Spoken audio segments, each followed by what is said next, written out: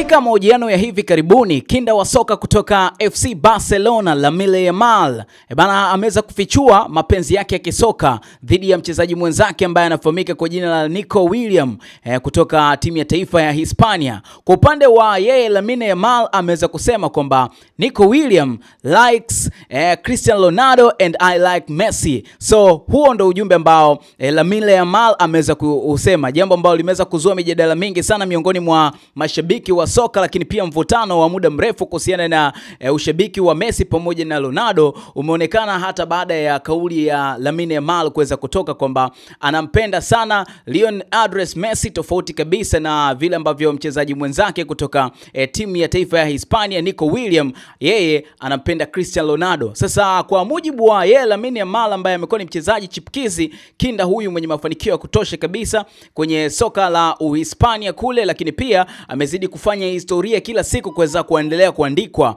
Na hata pia nikikukumbusha tu katika Euro 2024 aliweza kuisaidia Hispania kuweza kutoa ubingwa, lakini pia aliweza kufunga goli muhimu dhidi ya Ufaransa nusu finali, lakini pia aliweza kutoa pasi ya bao kwenye finali dhidi ya Uingereza. Mchezaji huyo amekuwa ni mchezaji mdogo zaidi kuendelea kutoa pasi, lakini pia kuonesha mchango mkubwa sana akiwa na rotation katika kikosi chochote ambacho tapangwa.